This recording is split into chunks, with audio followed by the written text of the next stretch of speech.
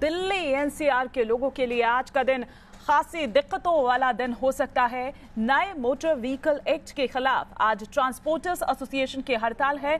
हजारों कमर्शियल वाहन आज नहीं चलेंगे, यानी ऑटो और कैब्स के सहारे अगर आप लोग ट्रैवल करते हैं तो आपके लिए आज का दिन मुश्किल भरा हो सकता है।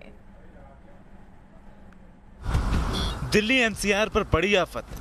आज ना तो कैब मिलेगी ना ही ऑटो। नए मोटर व्हीकल एक्ट के खिलाफ ऑल इंडिया ट्रांसपोर्ट एसोसिएशन ने भारी नाराजगी दिखाते हुए 19 सितंबर यानी आज हड़ताल की घोषणा की है। ट्रांसपोर्टर एसोसिएशन की यह हड़ताल भारी भरकम चालान के खिलाफ है। एसोसिएशन का दावा है कि उसे छोटे बड़े 50 से ज्यादा ट्रांसपोर्टर एसोसिएशन का समर्थन हासिल है। हड़ताल के दौरान आज सुबह 6 बजे से प्राइवेट कैब, ऑटो, बस, टूरिस्ट बसें और टैक्सी नहीं चलेंगे। रणनीति बनेगी। देखिए, लगभग 50,000 गाड़ी नोएडा के अंदर प्रभावित होंगी। इसमें स्कूल बसें हैं, इसमें स्कूल जो बसें जाती हैं वो भी नहीं चलेंगी, कैब नहीं चलेंगे, ऑटो नहीं चलेंगे, माल वाहक भी नहीं चलेंगे। पूर्णतः हड़ताल पर रहेंगे हम लोग। अगर हमारी बात नहीं मानी गई, अगर हमारी बात को सुनता है, बात करता है तो फिर देखेंगे क्या होगा। दिल्ली एनसीआर की आबादी का एक बड़ा तबका प्राइवेट गाड़ियों पर निर्भर है। इस हड़ताल से इन सभी को खासी दिक्कतें आने वाली हैं। आज तकरीबन 25,000 ट्रक, 35,000 ऑटो, 50,000 टैक्सी और कैब नहीं चलेंगी। स्कूली छात्रों पर भी मुसीबत आन पड़ी है। एहतियातन दिल्ली एनसीआर में कई स्कूलों ने आज छुट्टी घोषित कर दी है।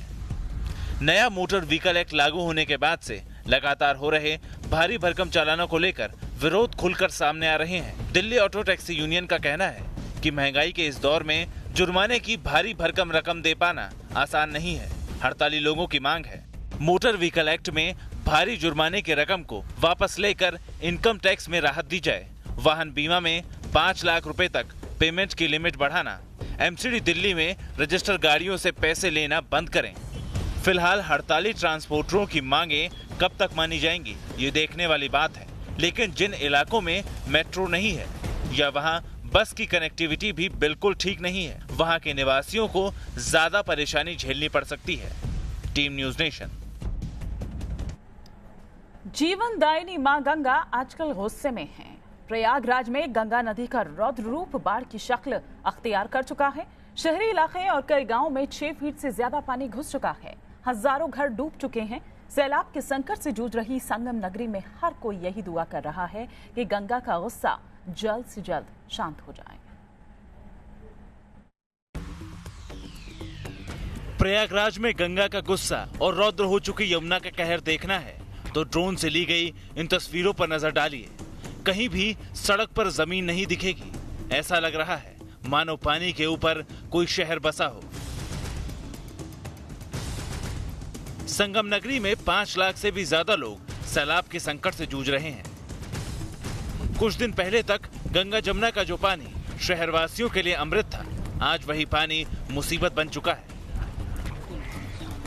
कचहरी इलाके का तो हाल सबसे बुरा है। यहाँ इतना पानी है कि 6 फुट का आदमी भी डूब जाए।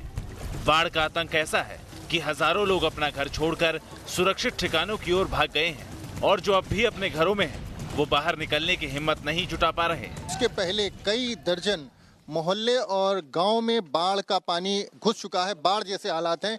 इस वक्त हम बघाड़ा मोहल्ले में हैं। छोटा बघाड़ा मोहल्ला जो शहर का मोहल्ला है, ये बाढ़ से सबसे अधिक प्रभावित मोहल्ला है और आप देख सकते हैं कि किस तरह से मोहल्लों में नाव चल रही है। ये लोगों के घर हैं यहाँ पर और 8-8, 10-10 फीट पानी यहाँ पर भरा हुआ है, तो लोग घर छोड़ करके जा चुके हैं। शहरी मोहल्ले हों या फिर संकरी गलियां, सैलाब की मार से कई जगहों पर ग्राउंड फ्लोर पूरा डूबा हुआ है। लोग ऊपरी मंजिल पर सारा सामान चढ़ाकर ठिकाना बना चुके हैं। संगम नगरी में राजापुर, नेवादा, करेला बाग, नैनी, झूसी, फाफामऊ, तारागंज, छोटा बगाड़ा, चांदपुर सलोरी, शिवकुटी, तेलियरगंज, मेहंदोरी, रसूलाबाद, बेली गांव और बेली कछार में हालात सबसे खराब हैं।